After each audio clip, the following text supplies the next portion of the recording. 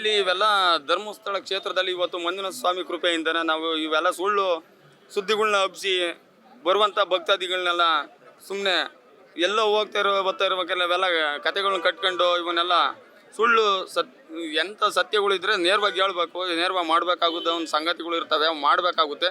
ಯಾರೋ ಬಂದ ಏನೋ ಹೋದ ಅಂತ ಬಿಟ್ಟು ತೋರಿಸ್ಬಿಟ್ಟು ಇವತ್ತು ಬಂದಂಥ ಭಕ್ತಿಗಳಿಗೆ ಹೋಗ ಬರೋ ದಾರಿಗಳನ್ನ ತಪ್ಪಿಸಿ ಅವರು ಇವತ್ತು ಭಕ್ತಾದಿಗಳನ್ನ ದಾರಿ ತಪ್ಪಿಸ್ತಂಥ ಸಂಗತಿಗಳು ಇವು ಮಾಡಬಾರ್ದು. ಇವನ್ನ ಇವತ್ತು ಈ ದಾರಿ ತಪ್ಪಿಸ್ತಂಥ ಅವ್ರಿಗೆ ಏನಿದ್ರು ಅವ್ರಿಗೆ ಒಂಥರ ಶಿಕ್ಷೆಗಳು ಆಗಬೇಕು.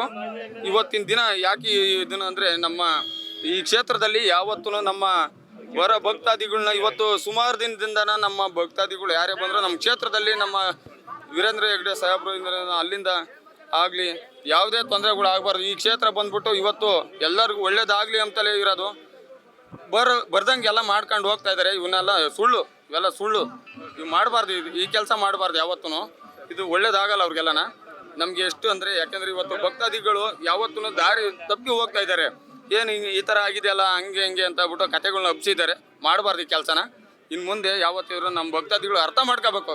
ಇವತ್ತು ಎಲ್ಲ ಕಡೆ ನೋಡ್ತಾ ಇದ್ದಾರೆ, ಮೀಡಿಯಾದಲ್ಲಿ ನೋಡ್ತಾ ಇದ್ದಾರೆ, ಎಲ್ಲ ಕಡೆ ಜನಗಳನ್ನೆಲ್ಲ ಅರ್ಥ ಮಾಡ್ಕೋಬೇಕು. ಇವನ್ನ ಯಾರೋ ಒಬ್ಬ ಏನೋ ಹೇಳ್ತಾನೆ ಅಂತ ಬಿಟ್ಟು ಕೇಳಕ್ಕೆ ಹೋಗಬಾರ್ದು. ಇದೆಲ್ಲ ಸುಳ್ಳು. ಇಂಥ ಸುಳ್ಳು ಈ ತಪ್ಪು ಕಲ್ಪನೆಗಳನ್ನ ಮರ್ತು ಬಿಡ್ಬೇಕು ಇವನ್ನೆಲ್ಲನ. ಇವತ್ತು ಸ್ವಾಮಿ ದೈದ ಕೃಪೆಯಿಂದ ನಮಗೆಲ್ಲ ಒಳ್ಳೇದಾಗುತ್ತೆ. ಯಾವತ್ತೂ ನಾವು ಇವೆಲ್ಲ ಸುಳ್ಳು ಸುದ್ದಿಗಳು ಯಾವುದೇ ತೊಂದರೆ ಇಲ್ಲ ಸ್ವಾಮಿ, ಇಲ್ಲಿ ಯಾವುದೇ ತೊಂದರೆ ಇಲ್ಲ. ಮಂಜುನಾಥ ಕೃಪೆಯಿಂದ ನಮಗೆಲ್ಲ ಒಳ್ಳೇದೇ ಆಗಿದೆ, ಒಳ್ಳೇದೇ ಆಗುತ್ತೆ ಮುಂದೂ. ಯಾವುದೇ ಕಾರಣಕ್ಕೂ ಇವೆಲ್ಲ ಸುಳ್ಳು ಸುದ್ದಿಗಳು. ದಯವಿಟ್ಟು ನಮ್ಮ ಭಕ್ತಾದಿಗಳು ದಯವಿಟ್ಟು ಮುಂದೂ ಕೂಡ ಇದೇ ರೀತಿನೇ ಬಂದು ಹೋಗೋದು ನೋಡ್ಬೇಕು ಬಿಟ್ಟರೆ ಯಾವುದೇ ಥರದ್ದು ಯಾವುದೇ ಇದನ್ನು ತಪ್ಪು ಕಲ್ಪನೆಗಳನ್ನ ಅವ್ರು ಏನೇ ಮಾಡಿದ್ರು ಅವ್ರಿಗೆ ಶಿಕ್ಷೆಗಳು ಆಗ್ಬೇಕು ಅವ್ರಿಗೆ.